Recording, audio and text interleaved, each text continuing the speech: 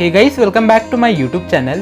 दोस्तों, आज के इस वीडियो में हम आपको पूर्वी एशिया में बसे एक अनोखे देश के बारे में बताने वाले हैं। दोस्तों, ये देश एक ऐसा देश है जो बहुत ही छोटे क्षेत्रफल के साथ बहुत ज्यादा जनसंख्या के साथ साथ सबसे बड़ी अर्थव्यवस्था होने के बावजूद ये देश संयुक्त राष्ट्र का हिस्सा नहीं है। दोस्तों, आज के इस वीडियो में हम जिस देश के बारे में बात कर रहे हैं उस कंट्री का नाम आप में से बखूबी सारे लोगों ने सुना ही है, जिसका नाम है ताइवान। दोस्तों, ताइवान के पश्चिम की दिशाओं में चीन देश और उत्तर पश्चिम में दक्षिण कोरिया, इसके अलावा उत्तर पूर्व में जापान, दक्षिण की दिशाओं में फिलीपींस और दक्षिण पश्चिम में वियतनाम कंट्री आता है। दोस्तों, अगर बात करें ताइवान में बोले जाने वाले आधिकारिक भाषाओं के बारे में तो इस देश में अधिकांश लोग चाइनीज भाषा का इस्तेमाल करते हैं। इसके अलावा यहाँ पर पैसे के रूप में चलने वाली करेंसी की बात करें तो यहाँ पर न्यू ताइवान डॉलर का इस्तेमाल किया जाता है, जो एक न्यू ताइवान डॉलर हमारे भारत देश में ₹2.68 के बराबर आता है। दोस्तों, ताइवान देश का राष्ट्रीय पशु भालू और वहीं राष्ट्रीय पंछी ताइवान ब्लू मैकपी है और नेशनल गेम बेसबॉल के नाम है। दोस्तों, ताइवान की सांस्कृतिक बड़ों के लिए विनम्रता,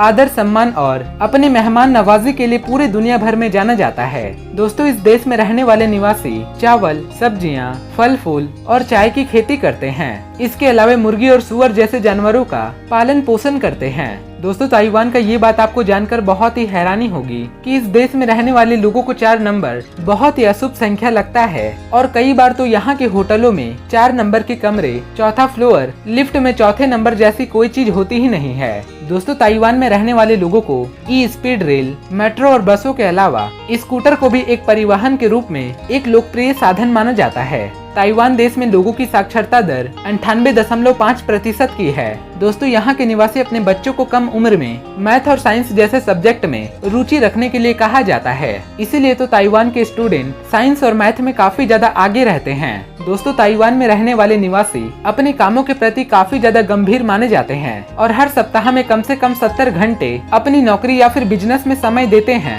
यहाँ पर ताइवान में गर्मियों के सीजन में अक्सर हर दोपहर को बारिश होते हुए देखा जाता है और ताइवान के लोगों को बारिश बिल्कुल भी पसंद नहीं होता है। दोस्तों, ताइवान देश में लोकतंत्र की स्थापना के लिए पहली बार आधिकारिक राष्ट्रीय चुनाव साल 1996 ईस्वी में करवाई गई थी। दोस्तों, ताइवान रिंग ऑफ फायर देश में आता है, जो सबसे ज्यादा भूकंप गतिविधियों वाला केंद्र है और इस कारण से इस छोटे से देश में प्रत्येक साल 1000 से भी ज्यादा छोटे बड़े भूकंप के झटके महसूस करी जाती है। दोस्तों, अगर बात करें ताइवान की पूरी पॉपुलेशन के बारे में तो यहाँ की पूरी जनसंख्या तकरीबन 2,40,00,000 की आबादी इस देश में अपना जीवन बिताती है और ताइवान अपने जनसंख्या के नजरिए से पूरे विश्व भर में 56वें स्थान पर आने वाला सबसे बड़ा देश है। इसके अलावा ताइवान के क्षेत्रफल में नजर डाली जाए तो ये देश पूरे 36,197 स्क्वायर किलोमीटर की एरिया में फैला हुआ है और इस देश में रहने वाले लोगों की प्रति व्यक्ति आय $33,402 की है। दोस्तों, अगर आपको ताइवान में कहीं भी फोन से बात करना हो तो इसके लिए आपको कॉलिंग कोड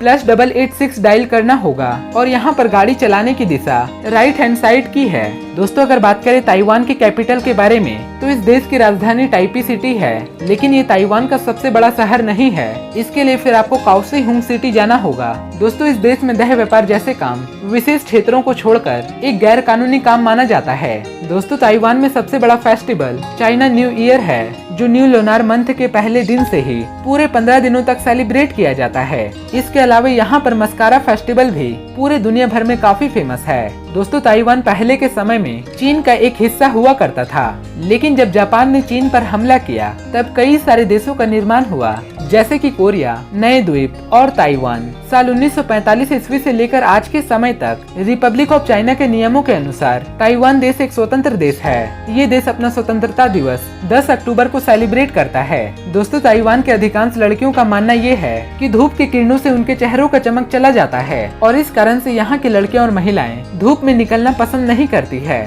दोस्तों, पहले के समय में ताइवान साल 1960 ईस्वी से पहले ये देश इतना धनी तो नहीं था, लेकिन 1960 ईस्वी के बाद से ताइवान में काफी बदलाव आना शुरू हो गया और 1970 और 80 के दशक में ताइवान की कैपिटल टाइपी में बहुत ही बड़े तकनीकी और आर्थिक बदलाव आया, जिसे ताइवान मिरेकल के नाम से भी जाना जाता है और इसी साल ताइवान में बड़े बड़े कंपनियों की स्थापना हुई। उस समय ताइवान की आसूस कंपनी, एसर जैसी कंप्यूटर की कंपनी, HTC जैसे mobile companies, D link, media take जैसी हार्डवेयर कंपनीज और साइबर लिंक, रियल टैग जैसी कंपनी पूरे दुनिया भर में अपना नाम कमा चुकी है और इस कंपनी के प्रोडक्ट अनेकों देशों में काफी बड़े पैमाने पर इस्तेमाल में लाया जाता है। तो दोस्तों ये थी ताइवान से जुड़ी कुछ अमेजिंग बातें। अगर आपको ये हमारा वीडियो पसंद आया हो तो प्लीज इस वीडियो को एक लाइक जरूर दीजिएगा और अगर आप हमारे चैनल पर पहली बार हैं तो प्लीज हमारे चैनल को सब्सक्राइब करके नीचे दिए गए बेल आइकन को जरूर दबा दें ताकि आने वाली वीडियो की नोटिफिकेशन आपको हमेशा मिलती रहे। फिर मिलते हैं ऐसे ही अगले इंटरेस्टिंग वीडियो को लेकर, तब तक के लिए बाय बाय।